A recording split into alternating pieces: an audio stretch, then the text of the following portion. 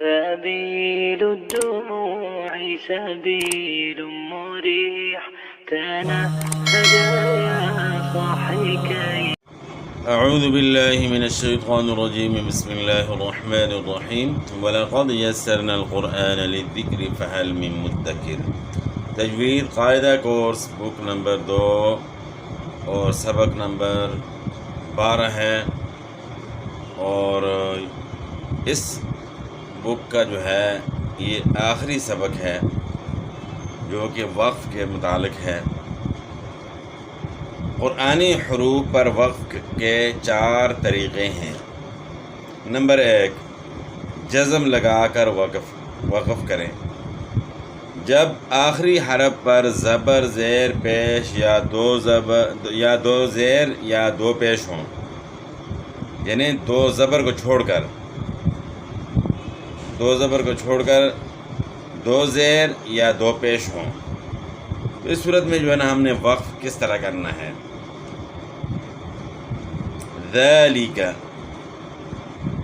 ایک زبر ہے، مالکی ایک زیر ہے، اعلم ایک پیش ہے، غلل دو زیر، حافظ دو پیش۔ اب ان پہ جو ہے نا وقف ہم کس طرح کریں گے، یعنی زبر ہو، زیر ہو، پیش ہو، دو زیر اور دو پیش۔ اس میں آپ دیکھ رہے ہیں کہ دو زبر جو ہے نا شامل نہیں کی ہے، اس کا جو ہے نا الگ طریقہ ہے، وہ ابھی اس کے بعد جو ہے نا آئے گا۔ تو نمبر 1 میں جو ہے نا زبر زیر پیش، دو زیر اور دو پیش، اس پہ جو ہے نا وقف کا طریقہ ہے، اس پہ ہم کس طرح وقف کریں گے۔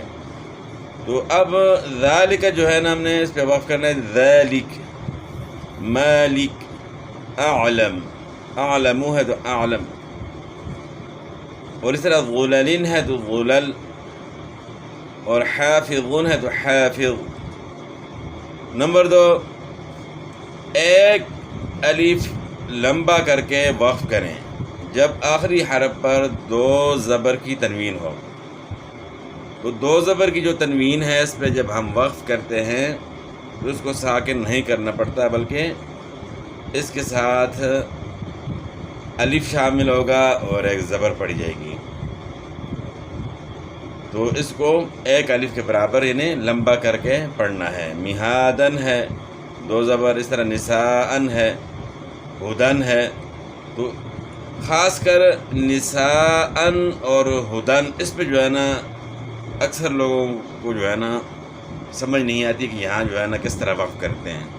تو کئی جو ہے نا میں نے جو حفاظ ہیں ان میں بھی دیکھا ہے کہ وہ نساء کر کے جو ہے نا وقف کر لیتے ہیں، کیونکہ نساءن یہاں جو ہے نا ساتھ الف لکھا نہیں ہے، باقی جو ہے نا جہاں بھی 2 زبر ہے ساتھ الف لکھا ہوا ہے، تو یہاں الف نہیں لکھا، اور اس طرح ہدن کے ساتھ یا لکھی ہوئی ہے، تو ان کو سمجھ نہیں آتی، تو یہاں پھر وقف جو ہے سے غلط ہو جاتا ہے۔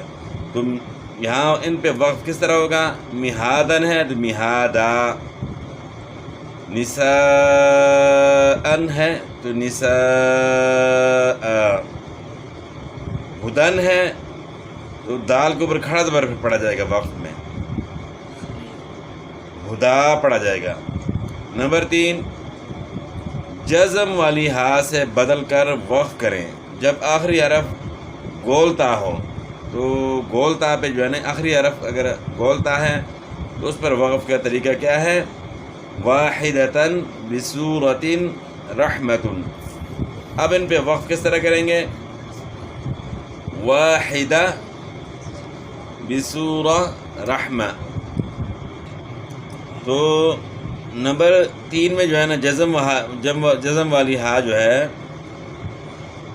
اس کے متعلق ہے، جزم والی ہا سے بدل کر وقف کریں جب آخری حرف بولتا ہو۔ واحدتاً بصورت رحمت، اس پر وقف کس طرح کریں گے، واحدہ بصورہ رحمہ، یعنی اس طرح نہیں ہوگا کہ واحدت ہوگا یا بصورت ہو، واحدہ بصورہ رحمہ۔ ہا سے تبدیل کریں گے، لیکن کون سی ہا سے، ہائے ساکنہ یعنی جزم والی ہا سے۔ تو نمبر 1 میں جو ہے نا جزم لگا کر، اور نمبر 2 میں جو ہے ایک الف لمبا کر کے وقف کریں گے، کب؟ جب 2 زبر ہوں. اور نمبر 3 میں گول تا کے متعلق ہے، گول تا پر وقف کس طرح کریں گے. اور نمبر 4 جو ہے نا تشدید کے متعلق ہے کہ تشدید کو باقی رکھتے ہوئے بغیر حرکت کے وقف کریں جب آخری حرف پر تشدید ہو.